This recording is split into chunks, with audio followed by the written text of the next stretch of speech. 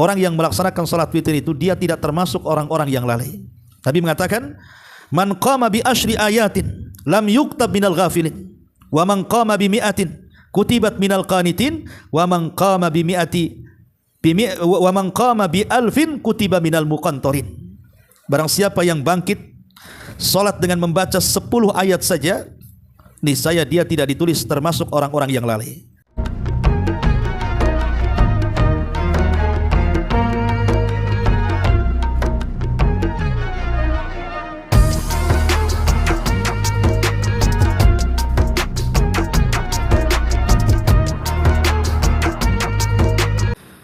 Bismillahirrahmanirrahim. Assalamualaikum warahmatullahi wabarakatuh. Alhamdulillah wassalatu wassalamu ala rasulillah wa mawalah wa la hawla wa la quwwata illa billahi wa ba'du. Kita lanjutkan kajian kita masih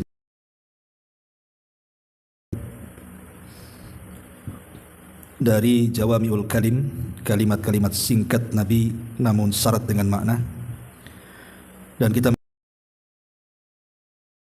halaman ke-101 poin ke-27 tentang beberapa wasiat Nabi sallallahu alaihi wasallam. Coba perhatikan bukunya, Bu. Kita baca hadisnya baru kita jabarkan sedikit. An Abi Hurairah radhiyallahu anhu qala awsani khalili sallallahu alaihi wasallam bi thalathin siyami thalathati ayyami min kulli syahrin wa rak'atai ad-duha wa an udira qabla an anam. Muttafaq.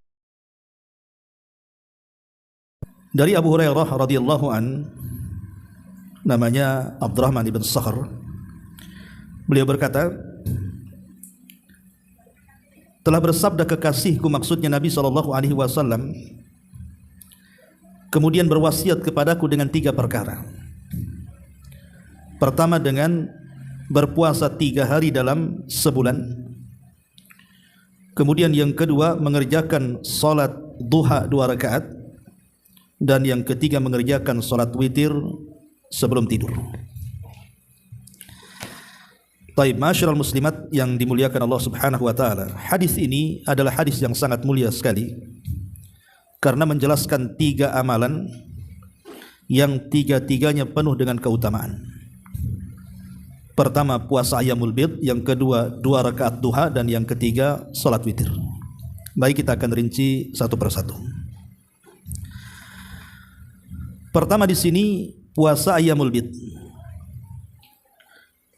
Dijelaskan oleh para ulama bahwa kenapa disebut Ayyamul Bid. Bid itu artinya putih, bercahaya.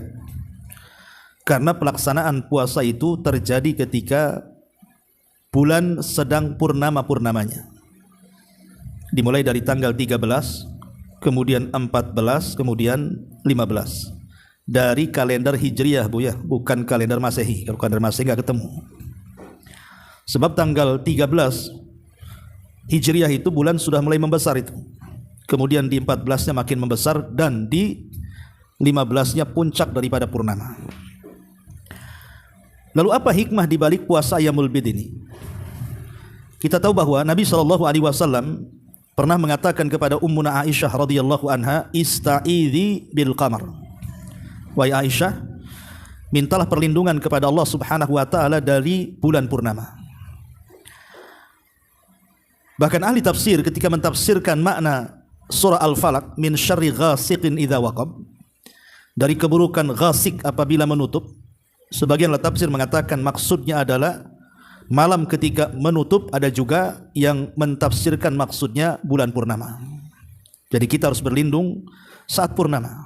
Kenapa demikian? Alasannya karena syaitan itu sedang puncak-puncak kekuatannya menggoda Bani Adam. Makanya kemudian kita harus berlindung saat bulan purnama. Apalagi kemudian pasang surutnya air lautan itu juga ditentukan dengan purnama, dan itu mempengaruhi kepada pasang surut darah setiap manusia. Makanya biasanya pertengahan bulan itu darah manusia naik itu. Apalagi gaji dari suami dah habis kan, Bu, makin naik lagi tuh. Ya. Di pertengahan bulan tuh udah nggak ada duit, makin stres kan, Bu. Makanya ada dua syariat yang disyariatkan dalam Islam untuk menekan gangguan setan itu. Pertama berbekam, dan itu disunnahkan di pertengahan bulan. Yang kedua puasa ayyamul bid, itu untuk menekan keburukan dari keburukan setan. Karena Nabi SAW yang mengatakan asyaitan itu yajri majra dam ibni Adam. Jadi setan itu masuk dari aliran darah anak Adam. Dan dengan berbekam itu bisa ditekan. Kemudian juga dengan puasa juga bisa tertekan. Itu diantara hikmah kenapa kita disunnahkan untuk puasa ayyamul bid. Masyarul muslimat yang dimuliakan Allah Subhanahu wa taala. Adapun hadis-hadis tentang puasa ayyamul bid ini, Nabi SAW dikisahkan atau diceritakan oleh Abdullah ibn Abbas radhiyallahu anhuma. Kana la yada' sauma ayyamil bid fi safarin wala hadarin. Nabi SAW hampir tidak pernah meninggalkan puasa ayyamul bid, baik ketika safar ataupun ketika mukim. Artinya ibadah ini sangat dicintai Nabi. Bahkan Nabi SAW mengatakan bahwa puasa ayyamul bid ini pahalanya kalau dilakukan setiap bulan 3 kali, maka sama dengan dia mendapatkan pahala 1 tahun berpuasa. Karena kan setiap kebaikan itu itu kan dilipat gandakan 10 kali lipat kebaikan. Dalam beberapa ibadah tertentu seperti membaca Quran pamannya kan, 1 huruf 10 kebaikan. Man qara'a harfan min kitabillah falahul hasanatu wal hasanatu bi asyri amsalihha. Siapa yang membaca 1 huruf dalam Al-Quran itu, 1 huruf itu sama dengan 10 kebaikan. Dan umumnya begitu, termasuk juga berpuasa. Jadi kalau seandainya kita berpuasa 1 hari itu sama dengan berpuasa 10 hari. Kita berpuasa 3 kali, berarti seolah-olah kita berpuasa 30 hari. Dan kalau 1 tahun kita setiap bulan 3 hari, berarti kita berpuasa selama 1 tahun penuh. Inilah yang menyebabkan kenapa Nabi SAW suka melaksanakan ayyamul bid, karena pahalanya kasyami dahrin, seperti pahala puasa 1 tahun. Taib, masyarul muslimat yang dimuliakan Allah Azza wa Jalla, Asy-Syaikh Ibnu Utsaimin atau Muhammad ibn Shalih Al-Utsaimin rahimahullahu ta'ala ditanya tentang apakah harus berturut-turut puasa ayyamul bid itu. Karena kalau berturut-turut agak repot. Seperti kemarin hari tasyrik. Hari tasyrik itu kan 11, 12, 13. Sementara Rasul mengatakan ayyamut tasyrik ayyamu aklin wa syurbin. Hari tasyrik itu hari makan-makan. Tidak mungkinlah kita puasa ayyamul bid, berarti digeser ke tanggal 14-nya kan. Berarti hanya 2 hari saja, 14, 15. Lah yang satunya kapan? Nah di sini Syekh Utsaimin rahimahullahu taala dia mengatakan hadhil ayyam ats-tsalatsah yajuzu an tusama mutawaliyah. Jadi puasa yang 3 ayyamul bid ini bisa dilakukan secara mutawaliyah, terus-terusan 13, 14 ataupun 15, au mutafarriqah, ataupun bisa terpisah. Seperti apa terpisahnya kata beliau? Antakuna min awali syahri au min wasati syahri au min akhiri syahri. Pamannya bisa dicicil lah. Pertama dilakukan di permulaan bulan, kemudian puasa yang kedua di pertengahan bulan, kemudian puasa yang ketiga di akhir bulan, boleh. Pamannya ibu melakukan di tanggal 1, kemudian nanti yang keduanya tanggal 15, kemudian yang terakhirnya tanggal 28 pamannya kan. Maka kata Syekh Muhammad ibn Utsaimin dibolehkan. Karena beliau mengatakan wal amru wasi'un walillahil hamdu. Kata beliau perkaranya luas. Bisa berturut-turut, bisa juga terpisah. Tapi kata beliau wal afdal, tetapi ya tetap saja yang lebih afdal adalah yang mengerjakan secara berturut-turut. Karena memang ada hadis yang menyatakan seperti itu, hadis yang dikeluarkan Imam Muslim ya, dari Aisyah Ummul Mukminin radhiyallahu anha ketika ditanya, "Akana Nabi sallallahu alaihi wasallam yasumu min kulli syahrin 3 ayyam?" Apakah Nabi sallallahu alaihi wasallam berpuasa pada setiap bulan itu 3 kali? Qalat, Aisyah mengatakan, "Na'am, ya." Betul. Ya. Kemudian di beberapa riwayat disebutkan tentang tanggalnya, dari tanggal 13, 14 dan 15. Artinya kalau dilakukan berturut-turut tentu lebih utama. Tapi kalaupun tidak berturut-turut maka dibolehkan. Adapun secara umum faedah tentang puasa ini, pertama, annaha tudhibu adranal qalbi. Puasa ini bisa menghilangkan penyakit-penyakit hati, Bu. Terutama syahwat-syahwat itu bisa ditekan dengan berpuasa. Kemudian juga yang kedua, dzakara ba'dul atibba annal jisma tusibuhu fi hadhil ayyam rutubah. bahwa jasad manusia itu biasanya di pertengahan bulan itu akan mengalami kekeringan. Jasad manusia itu akan mengalami kekeringan di pertengahan bulan itu. Fayahtaju ila ikhraji al-fadalat. Maka dihajatkan untuk dikeluarkan beberapa bakteri-bakteri atau kotoran-kotoran yang ada dalam jasad dengan cara berpuasa. Ini juga diantara yang disebutkan oleh ulama atibba ya, pakar-pakar kesehatan ya. Dan banyak lagi kalau kita cerita tentang faedah puasa secara umum. Tapi yang jelas bahwa Nabi SAW sangat suka dengan puasa Ayyamul Bid ini. Ini yang pertama. Kemudian yang kedua, rak'atai ad-duha, melaksanakan 2 rakaat duha. Ma'asyiral muslimat yang dimuliakan Allah Subhanahu wa taala, dalam Al-Qur'an kita tahu bahwa Allah Subhanahu wa taala tidak pernah bersumpah dengan waktu maghrib, dengan waktu isya, ataupun dengan waktu zuhur. Allah hanya bersumpah dengan 3 waktu. Pertama waktu asar, wal asri innal insana lafi khusrin. Yang kedua dengan waktu fajar, wal fajri walayalin ashri. Dan yang ketiga waktu duha, wad duha wal laili idza saja. Kenapa Allah Subhanahu wa taala hanya bersumpah dengan 3 waktu dalam waktu-waktu salat ini? Pertama fajar, yang kedua duha, dan yang ketiga waktu asar. Ulama mengatakan karena rahasia manusia ada di 3 waktu ini. Rahasia rizki manusia itu ada di 3 waktu ini. Pertama, salat fajar. Nabi SAW mengatakan, Allahumma barik li ummati fi bukuriha. Ya Allah, berkahi umatku di waktu paginya. Kapan itu? Dari mulai waktu fajar sampai datang waktu syuruk. Waktu syuruk itu waktu di mana matahari meninggi 1 tombak. Itu waktu yang penuh berkah. Disitulah berdoalah kita supaya kita mendapatkan rizki yang halal yang banyak dalam 1 hari itu. Kemudian juga waktu duha. Nabi SAW ketika menjelaskan tentang keutamaan duha, kata Nabi SAW bahwa kana Rasulullah SAW yusalli duha arba'an. Rasul SAW terkadang dia melaksanakan duha itu 4 rakaat. Dan di dalam hadis yang lain ketika bicara soal salat duha 4 rakaat, yakfika akhiraha, maka akan mencukupkan kamu dari pagi itu sampai waktu soremu. Sebagian para ulama mengatakan maksudnya dicukupkan itu macam-macam. Dicukupkan dari rizkinya, dicukupkan dari kebahagiaannya, dicukupkan dan dijauhkan dari keburukannya, dan macam-macam. Makanya kalau dulu ada istilah orang awam itu kalau ingin ditambah rizkinya, perbanyak salat duha. Ya memang betul, karena ada hadisnya. Ya Rasul mengatakan yakfika akhiruha. Ya. Apalagi kalau kita melihat begini Bu, waktu duha ini rata-rata kan orang sedang sibuk ya. Sedang sibuk mengejar dunia kan waktu duha itu. Yang punya sawah ya ke sawah, yang punya ladang ke ladang, yang punya kantor ke kantor, yang kerja di jalan, yang kerja bangunan ya di tempat bangunan. Pokoknya waktu duha itu waktu sibuk manusia mengejar dunia Bu.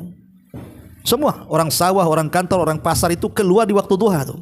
Karena biasanya kan umumnya orang bekerja itu kalau tidak jam 7 mulainya jam 8. Artinya dari jam 7 sampai zuhur itu kan orang sibuk-sibuknya luar biasa tuh. Lah di tengah-tengah kemudian orang ini sedang sibuk mengejar dunia, tiba-tiba kita keluar dari kesibukan manusia, kemudian kita sholat duha, berarti kita ini orang pilihan. Makanya kenapa sholat duha itu disebut sholat awabin, sholatnya orang yang kembali kepada Allah bertaubat itu karena dilakukan di tengah-tengah manusia sedang mengejar dunia, kita pula lari dari dunia kemudian mengejar akhirat. Makanya keutamanya luar biasa sholat duha itu. Ya minimalnya 2 rakaat lah Bu. Kalaupun tidak 4 rakaat, paling banyak 8 rakaat, tapi minimalnya 2 rakaat lah. Itu sudah bagus gitu kita melaksanakan sholat duha dalam sehari. Taib. Adapun secara global tentang fikih duha ini, bahwa berapa paling banyak rakaat sholat duha itu Bu? Ada yang mengatakan ya jelas paling sedikit 2 rakaat ya, maksudnya paling banyaknya. Ada yang mengatakan 8 rakaat. Jadi 8 rakaat itu paling banyak. Dan ini pendapat Malikiyah dan Hanabilah. Ada juga yang mengatakan 12 rakaat. Dan ini pendapat Hanafiyah dan Syafi'iyah. Tetapi pendapat kebanyakan para ulama bahwa salat duha itu laisa li aktsariha adadun muayyan. Artinya tidak terbatas jumlahnya. 2 rakaat salam, 2 rakaat salam, 2 rakaat salam. Yang penting 2 rakaat salam, 2 rakaat salam, kalau masih ada waktu maka itu masih dibolehkan. Dan ini pendapat yang kuat wallahu alam bahwa tidak ada batasan tentang rakaat, tapi paling sedikitnya 2 rakaat.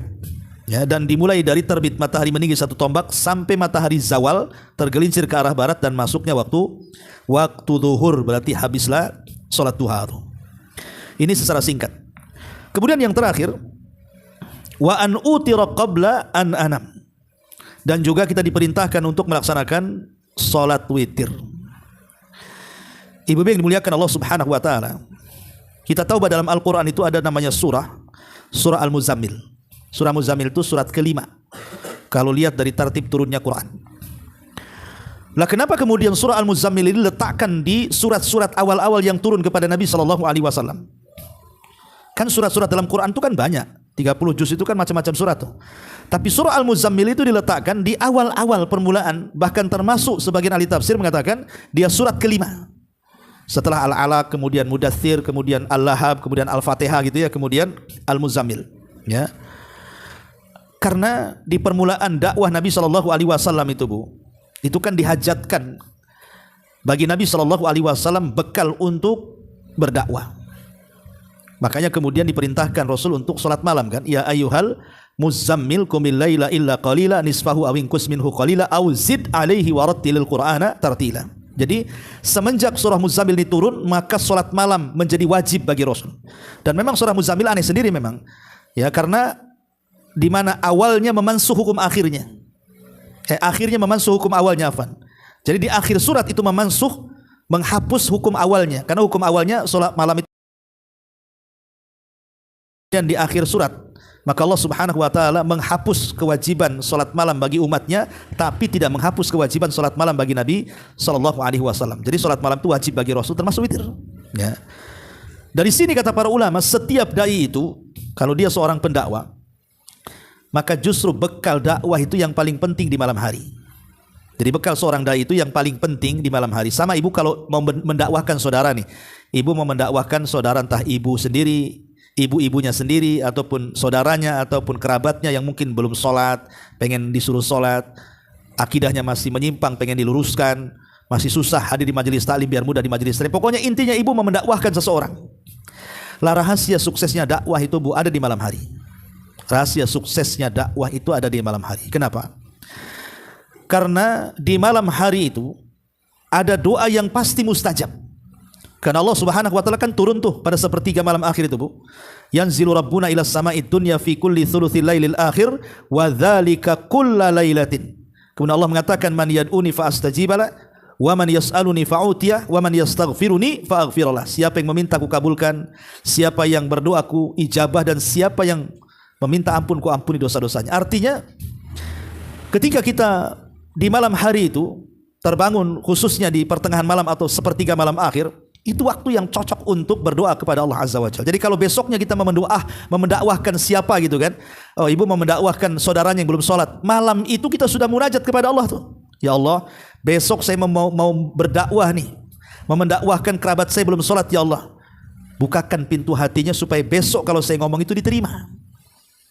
Itulah kenapa, rahasia kenapa Nabi SAW di permulaan dakwahnya turun surah Muzammil ini. Karena Rasul itu akan menghadapi berbagai macam orang tuh.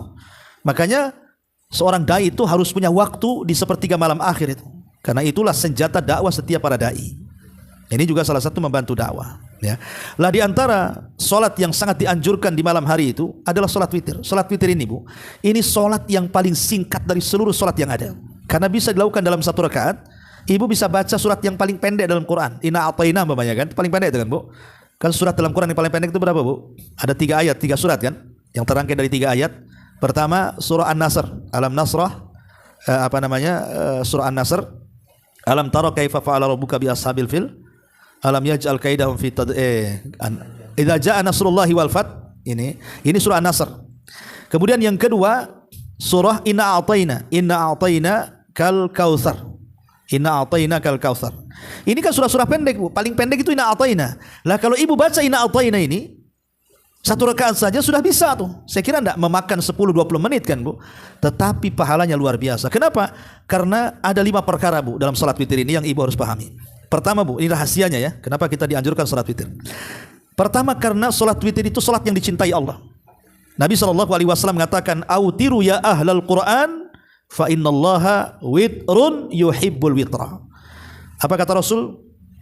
Salat witirlah wahai orang-orang yang cinta dengan Quran. Karena Allah itu witir, ganjil maksudnya, dan mencintai yang ganjil-ganjil. Jadi salat witir itu pertama salat yang dicintai Allah. Ini yang pertama. Yang kedua, salat witir itu salat yang dicintai Nabi. Karena dalam hadis yang dikeluarkan Bukhari dan Muslim dari hadis Ibnu Umar radhiyallahu anhuma, kana Nabi sallallahu alaihi wasallam yusalli fis safari ala rahilatihi haitsu tawajjahat bihi yumi'u ima'an salatal laili illa al faraid wa yutiru ala rahilatihi. Jadi kata Ibnu Umar radhiyallahu anhuma, Nabi sallallahu alaihi wasallam itu salat ketika safar di atas kendaraannya. Salat di atas kendaraannya ketika safar sambil mengisyaratkan dengan kepalanya. Beliau terkadang salat malam, tapi kalau salat wajib beliau tidak pernah salat di atas kendaraan turun. Dan beliau pun melaksanakan salat witir di atas kendaraannya. Lihat bagaimana witir ini ibadah yang dicintai Rasul. Sampai Rasul tidak pernah meninggalkan witir ini baik ketika safar ataupun ketika mukim. Jadi pertama salat witir salat yang dicintai Nabi, dicintai Allah. Yang kedua salat witir itu salat yang dicintai Nabi sallallahu alaihi wasallam. Dan yang ketiga, orang yang melaksanakan salat witir itu dia tidak termasuk orang-orang yang lalai. Nabi mengatakan, man qama bi asyri ayatin lam yuktab minal ghafilin wa man qama bi mi'atin kutibat minal qanitin wa man qama bi mi'ati wa man qama bi alfin kutiba minal muqantarin. Barang siapa yang bangkit salat dengan membaca 10 ayat saja, niscaya dia tidak ditulis termasuk orang-orang yang lalai. Kalau dia nambah dari 10 ayat menjadi umpamanya 100 ayat, maka naik tercatat dia tergolong orang-orang yang banyak bekal untuk akhiratnya. Dan kalau sampai dia membaca 1000 ayat gitu ya, maka dia mendapatkan pahala yang tak terhingga banyaknya. Oke lah, kita tidak usah banyak-banyak. Ibu sholat witir pakai 10 ayat saja, itu sudah termasuk tergolong orang-orang yang tidak pernah lalai itu. Ini luar biasa. Ini yang ketiga. Yang keempat, Nabi SAW mengatakan, innallaha amaddakum bisalatin hiya khairun lakum min khumrin na'am. Allah itu telah memberikan dengan salat yang jauh lebih baik di antara kalian dibandingkan unta merah. Unta merah itu, Bu, kendaraan yang paling mewah, megah, mahal di zaman Nabi. Kalau di zaman sekarang ada mobil harganya miliaran, itulah unta merah. Jadi sahabat ketika mendengar sabda Rasul, sungguhnya Allah telah memerintahkan dengan sebuah salat yang lebih baik daripada unta merah. Sahabat mengatakan, kulna ma hiya ya Rasul. Apa itu? Apa salatnya kok lebih hebat dibandingkan kendaraan yang paling mahal tuh? Maka Rasul sallallahu alaihi wasallam kemudian mengatakan, al-witru ma baina salatil isya ila tulu'il fajri. Salat witir yang dilakukan setelah isya sampai terbit matahari itu lebih baik daripada dunia yang sangat megah yang ada di dunia. Ya. Dan yang terakhir rahasianya, tadi sudah saya katakan bahwa salat witir ini salat yang menjadikan doa-doa kita terkabul karena dilakukan di malam hari. Minimalnya boleh setelah isya kalau dia tidak sanggup bangun di malamnya, tapi kalau dia sanggup di malamnya maka sebaiknya dilakukan setelah tidur, khususnya di sepertiga malam akhir, karena disitulah doa-doa kita akan mustajab. Nah, inilah lihat bagaimana keutamaan 3 ibadah ini, Bu ya. Salat puasa Ayyamul Bid, kemudian rakaat duha dan salat witir. Taib, kita akan baca sedikit buku beliau ini. Perhatikan bukunya, Bu. Ya. Beliau di sini mengatakan wasiat dan pesan beliau kepada salah seorang dari umatnya merupakan pesan beliau yang berlaku bagi seluruh umat beliau. Artinya bahwa asbab wurud itu bukan menjadi patokan, tetapi umumnya lafaz itu yang menjadi patokan. Ya, sama dengan Quran juga, asbab nuzul itu bukan patokan. Sebab turun itu untuk siapa saja, tetapi umumnya lafaz itu untuk semua umat Nabi sallallahu alaihi wasallam.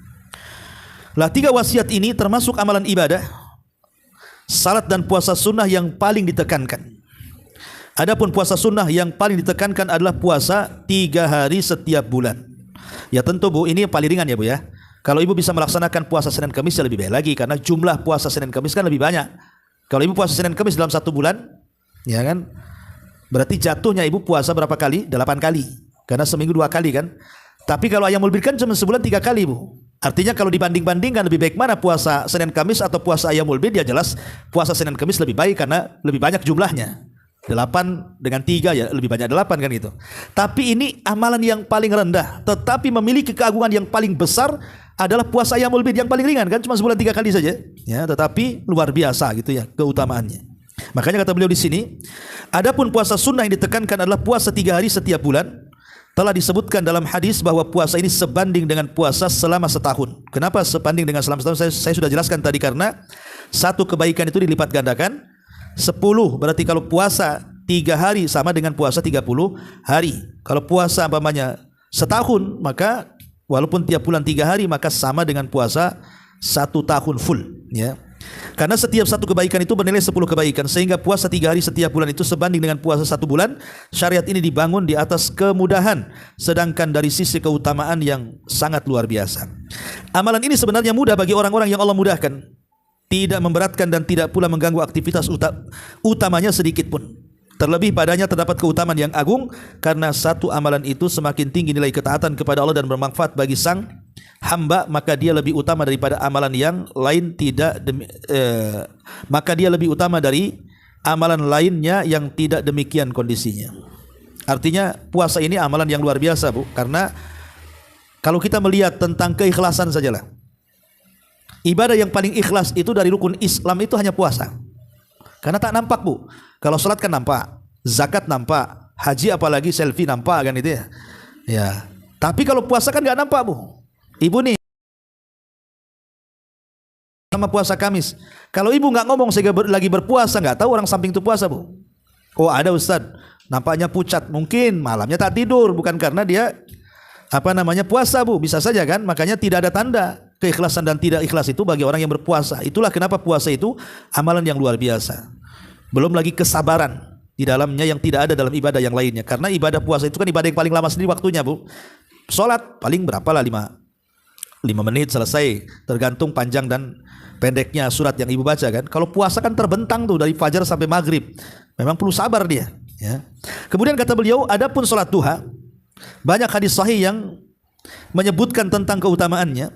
Para ulama berbeda pendapat tentang sunnah sholat duha yang dikerjakan terus menerus, ataukah sholat duha itu dikerjakan kadang-kadang saja. Pendapat yang benar, sholat duha disunahkan untuk dikerjakan secara terus menerus berdasarkan hadis ini dan juga yang lainnya, kecuali bagi seseorang yang memiliki kebiasaan mengerjakan salat malam, apabila ia terkadang meninggalkannya tidak mengapa. Artinya kalau dia tidak pernah salat malam, maka dianjurkan salat duha terus-terusan, tiap hari boleh. Tapi kalau dia sudah melaksanakan salat malam, maka salat duha boleh dilakukan sekali-kali, gitu maksudnya. Itu kata penjelasan pensyarah kitab ini. Kemudian di antara keutamaannya disebutkan juga satu hadis di sini, innahu yusbihu ala kulli adami kulla yaumin 390 sadaqah wa kullu tasbihatin sadaqah wa kullu tahmidatin sadaqah wa kullu takbiratin sadaqah wa amrun bil ma'ruf sadaqah wa nahyun 'anil munkari sadaqah wa yuzzi min dzalika rak'atani yarka'ahuma min adh-dhuha. Setiap pagi diharuskan bagi anak Adam itu menunaikan 360 sedekah. Subhanallah. Kalimat 360 persendian ini, Bu. Rasul bicara 14 abad yang silam, belum ada ilmu kedokteran secanggih hari ini dengan peralatan-peralatan yang tidak ada di zaman itu. Tapi setelah diteliti, memang persendian manusia itu ditemukan jumlahnya 360 coba. Di zaman Nabi belum ada peralatan tuh. Tidak lain dan bukan ini artinya alamatun nubuwah, ya, alamat kenabian.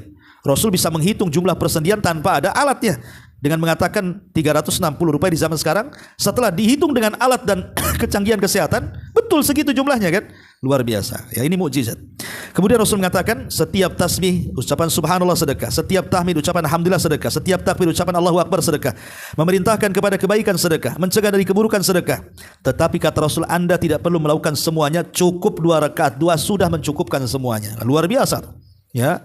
Jadi semua sedekah-sedekah ini dicukupkan dengan 2 rakaat duha. Kemudian yang terakhir, adapun salat witir, ia termasuk sunnah yang ditekankan. Nabi SAW sangat menekankan umat ini untuk mengerjakannya. Beliau pun senantiasa mengerjakannya, baik ketika mukim ataupun ketika safar. Jumlah minimalnya adalah 1 rakaat.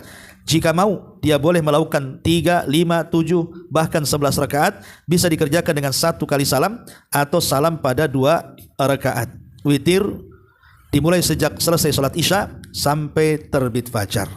Wallahu alam. Ini diantara keterangan singkat dari beliau, Syekh As-Sa'di atau Syekh Abdurrahman Ibn Nasir As-Sa'di rahimahullahu ta'ala. Tapi Bu, sebelum saya tutup, kalau ada yang bertanya silakan.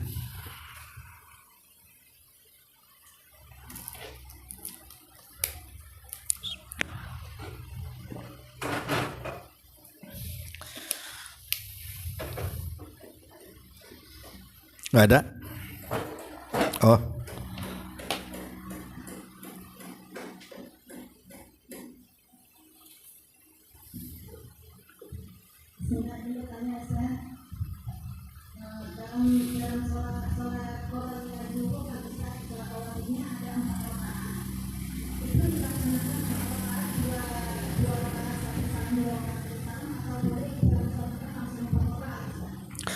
Oh, 2 rakaat sam Bu. 4 rakaat sebelum duhur. Iya. 4 rakaat sebelum duhur atau 4 rakaat setelah duhur sekalipun, itu kalau qobliyah atau ba'diyah itu dikerjakan 2 rakaat salam, 2 rakaat salam Bu. Jangan digabung, ya. Begitu syariatnya. Sama dengan witir juga, walaupun witir itu banyak Bu. Ya. Ada yang mengatakan 2 rakaat salam, tapi yang satunya 1 rakaat salam biar sama jumlahnya ganjil. Ya. Tapi kalau rawatib itu yang 4 rakaat sebelum duhur, maka dilakukan 2 rakaat salam, 2 rakaat salam. Jangan digabung, ya. Wallahu a'lam.